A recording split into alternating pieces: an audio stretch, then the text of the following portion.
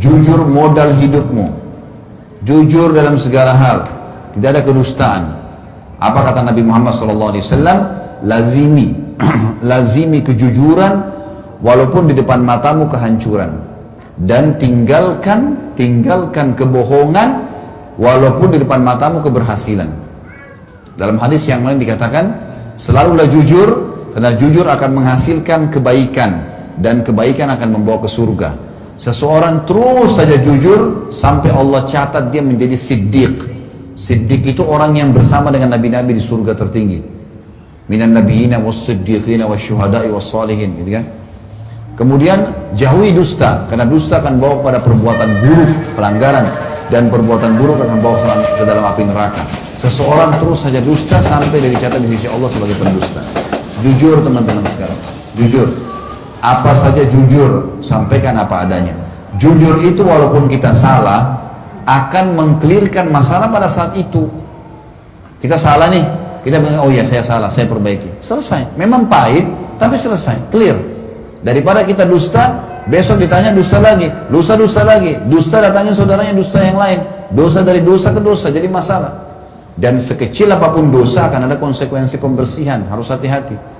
Hati-hati. Jangan pernah mengkhayal teman-teman buat dosa lalu tidak dihukum sama Allah, nggak bisa. Ada kucing lewat, kita tendang kucing itu. Kita anggap kucing itu tidak akan melawan, nggak bisa. Satu waktu ingat Tuhan kita dan Tuhan kucing itu sama. Allah akan hukum kita. Tiba-tiba kita jalan, sepatunya baru, jalannya rata, keseleo, kelipat kakinya keseleo, tidak ada sebab. 2 minggu sakit akibat menendang kucing yang 1 menit tadi. Bahaya sekali. Orang berzina 1 jam di hotel, dia pikir tidak ada masalah. Teman-teman sekalian, 1 jam itu demi Allah akan dibalas oleh Allah nanti. Dibalas oleh Allah. Bisa kena penyakit setahun, 2 tahun, gara-gara berzina tadi 1 jam. Harus hati-hati. Jangan dianggap orang buat dosa tidak ada masalah gitu. Jadi harus teman-teman sekalian jujur, clearkan masalah. Dan ada satu hal saya mau berbagi di sini, kiat teman-teman. Kalau seandainya kita melakukan satu perbuatan baik, kalau ditanya, jawab. Kalau kita kalau perbuatan baik tidak kita lakukan, ditanya, jawab. Sebentar akan jelas dengan contoh ya. Saya ulangi. Kalau kita berbuat satu kebaikan, misal Bapak Ibu hadir ke sini, gitu kan? Ada yang tanya, kenapa hadir? Jawab, saya mau hadir ke majelis taklim. Mau kemana? Kita mau ke masjid. Saya mau sholat. Jawab. Karena jawaban terhadap pertanyaan itu penting. Kalau orang sudah lempar pertanyaan, butuh jawaban. Perbuatan baik kita kerjakan, ditanya, jawab kenapa. Kalau perbuatan baik tidak kita kerjakan dan ditanya, jawab. Misal kita musafir nih, saya biasa kasih contoh kalau Jakarta, dari Jakarta ke misal ke Cirebon atau ke Jawa Tengah lewat tol Cikampek. Hari Jumat, bapak-bapak harus sholat Jumat kan, tapi musafir gugur Jumatnya. Baik, kita mampir di masjid salah satu di pinggir jalan tol, ternyata orang baru bubar sholat Jumat. Ada satu bapak tanya kita, loh bapak nggak sholat Jumat ya? Ingat, perbuatan baik sholat Jumat, tapi ditanya sekarang, nggak sholat Jumat ya? Jawab, saya musafir. Kan gitu, jelas. Baik, kita simpan di sebelah. Sekarang perbuatan buruk kalau kita kerjakan, jelaskan kenapa dikerjakan. Perbuatan buruk tidak dikerjakan, jelaskan kenapa. Maksudnya begini. Misal teman-teman sekalian, ini gelas saya tidak sengaja kesentuh, jatuh. Pelanggaran, buruk kan? Kenapa kalau saya jatuhin gelas, jatuh misalnya. Saya pinjam mobil teman, tabrak sesuatu. Kan salah, ya? Perbuatan salah. Baik, kalau kita melakukan satu perbuatan salah, jangan diam, jelaskan. Memberikan penjelasan terhadap perbuatan kita. Maaf ya, saya salah. Tapi tadi saya tidak sengaja kesentuh, jatuh. Menjelaskan kenapa, mengkelirkan masalah di dalam dirinya orang itu. Sama halnya ini yang digarisbawahi teman-teman sekalian. Tadi kan mengerjakan perbuatan salah. Tidak mengerjakan perbuatan salah, jelaskan. Contoh begini. Ada teman-teman yang sudah ikut pengajian, kemudian sudah berubah nih. Nggak mau lagi ke diskotik, nggak mau lagi buat dosa. Teman-temannya banyak. Sekarang teman-temannya telepon. Banyak orang yang terjadi di Jakarta ya. Temannya telepon nih, mau diajak ke diskotik janjian malam minggu. Dia mau angkat serba salah. Udah biarin aja deh sampai nggak diangkat. Begitu sudah 3 kali temannya miss call, dia alhamdulillah dia sudah tidak telepon lagi. Jadi kesannya kayak lari. Kan gitu. Kira-kira besok dia telepon lagi nggak? Telepon lagi. Caranya gimana? Angkat telepon itu. Assalamualaikum, waalaikumsalam. Ayo kita ke diskotik yuk. Waduh maaf, saya sudah ikut pengajian sekarang. Setahu saya itu nggak boleh. Nanti jadi begini. Nah kamu sekali-kali hadir pengajian saya. Nah. Insya Allah besok lusa nggak bakal ditelepon tuh. Nah. Tapi sudah clear. Banyak orang enggak kan? Dia sembunyi dari kenyataan itu. Maka harus hati-hati teman-teman sekalian. Jadi difahami poin seperti itu. Ada pernah jamaah ini Bapak Ibu sekalian, selama liburan, orang kaya Masya Allah, selama liburan, maaf kalau ada teman-teman yang, saya bukan menyebutkan wilayah ini berarti menyebutkan keburukan wilayah, bukan. Semua ini buminya Allah. Tapi dia rupanya selama ini kalau liburan sering ke Eropa, habisin waktunya gitu kan, sama anak istrinya. Dia selalu punya kendala satu. Anak-anaknya dia yang bujang-bujang ini pasti jadi rusak kalau pulang. Karena tiap malam mabuk, tiap malam ke diskotik, mau berzina, gonta-ganti pasangan. Tapi liburan, anak-anaknya sumpah di Jakarta sudah kuliah berapa lama gitu. Satu waktu subhanallah, dia bawa di musim liburan umroh. Anak-anaknya dalam 9 hari umroh liburan berubah jadi soleh. Jadi baik. Karena selalu dari hotel ke masjid. Sholat, didampingi oleh ustadz. Masuk ke mall, musik aja nggak ada. Kalau teman-teman pernah lihat masuk ke Mekah sama Madinah, lihat di mallnya ada musik nggak? Nggak ada musik. Perempuan semua pakai jilbab. Memang situasinya membuat kita jadi gitu.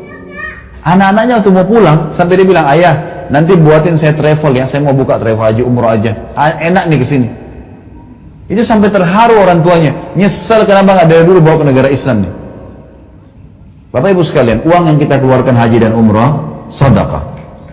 Yang kedua, umroh itu sendiri dan haji, kalau rutin dikerjakan, ya, itu akan mendatangkan rezeki. Ini kalau teman-teman ikuti ceramah saya di YouTube, saudaraku nilai rahasia rezekimu, ada 15 kiat. Itu salah satunya umroh dan haji. Kata Nabi SAW dalam hadis sahih riwayat Tabarani, umroh dan haji yang dikerjakan secara berkesinambungan, dari umroh ke umroh, dari haji ke haji, terus selama ada kesempatan, akan menghilangkan kesusahan hidup dan kemiskinan, sebagaimana api menghilangkan karat dari besi. Jadi nggak ada orang pulang umroh pulang haji itu miskin, nggak ada, subhanallah. Ini penting sekali.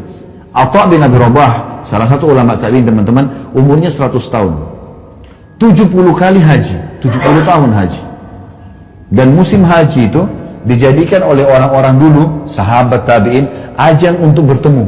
Di musim haji ketemunya. Mereka selalu begitu pakai. Karena ini seperti Allah lagi panggil.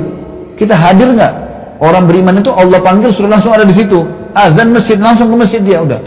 Suruh sedekah orang miskin, langsung bantu. Haji, langsung haji. Nggak ada penolakan. Jihad, langsung jihad. Udah langsung dikerjain. Ada saya tahu satu pengusaha di Jakarta, Masya Allah, sampai sekarang berkah masih sehat, walaupun sudah sangat berumur ya. Dia sama istrinya, Bapak Ibu sekalian, setiap bulan, 3 minggu di Jakarta, 1 minggu di Saudi, umroh. Setiap bulan. Nggak pernah berkurang rezekinya. Saya pernah umroh juga, ini pengalaman lain ya. Saya pernah umroh sama satu orang. Kebetulan saya berangkat umroh setiap 2 bulan sekali bimbing. Maka ada kadang-kadang jemaah yang ikut gitu kan. Ada satu pernah jemaah dari Irian, pernah tahun 2003 saya ke Irian ikut sama saya umroh. Waktu itu bintang 5, kurang lebih sekitar 35 juta lah dia bayar. Selesai habis sholat di Masjid Haram Mekah, saya tanya, Pak, Bapak bayar berapa? Sekitar 35 juta Ustaz. Mahal kan? Ya sedang lah, kebetulan dia orang mampu. Sedang lah. Terus saya bilang sama dia, Pak mau nggak kita hitung, saya hitungkan Bapak pahala yang Bapak dapat. Kaget dia, memang bisa Ustaz, ya yang ada dalilnya saja. Mau, oke. Bapak sudah tahu belum hadisnya? Sholat di Masjid Haram Mekah, pahalanya sama dengan 100.000 kali dibandingkan tempat lain. 100.000 kali. Kalau kita pegang sholat wajib 5 waktu saja, subuh, duhur, asar, maghrib, isya. Ini kan 1 hari 1 kali kan kita kerjakan. Subuh cuma sekali, duhur cuma sekali, tidak pernah dikerjakan 2 kali kan? Berarti kita anggap 100.000 kali itu adalah 100.000 hari. Kalau 100.000 hari dibagi hari 1 tahun, 365 hari, itu keluar angka 274 tahun. 274 tahun. Jadi sholat 1 kali di Masjid Haram sama dengan 274 tahun sholat di Indonesia. Itu sholat sendiri. Kalau sholat berjamaah, hadis Nabi SAW, riwayat Imam Ahmad, kalau sholat seseorang dari kalian di pasarnya, di rumahnya dibandingkan masjidnya, perbandingannya 25 kali lipat. 25 kali lipat itu kalau kita kali 274 kali 25, itu kurang lebih 6.500 tahun. Saya bilang sama bapak itu, Pak, 6.500 tahun bagi 35 juta, ada nilainya nggak? 35 juta itu sudah masuk ongkos tiket pulang pergi, hotel, makan, transportasi, banyak manfaat. Belum lagi pengalaman spiritual, banyak pengalaman. Maka target kalau mau safar pun, safar yang berbobot. Karena waktu ini terbatas. Waktu terbatas. Banyak orang subhanallah mau datang ke negara-negara tertentu hanya karena salju. Emang kenapa kalau salju nih? Gampang kalau mau salju. Ambil es batu, blender. Bisa. Artinya bukan saya larang ya, tapi coba sesuatu yang kita berangkat itu, oh ya ada manfaat yang kita dapatkan. Bukan cuma sekedar gengsi. Ada orang datang jauh-jauh dingin, kedinginan, dia nggak bisa, di Indonesia tidak bisa dingin. Lalu kemudian dulu dekat salju hanya untuk foto, kirim ke teman-temannya, nih saya pernah tempatnya salju. Kenapa? Itu apa ini kan gitu? Sesuatu yang berbobot lah. Orang mukmin itu harus cerdas. Dia harus punya manfaat yang bisa dapatkan dari situ.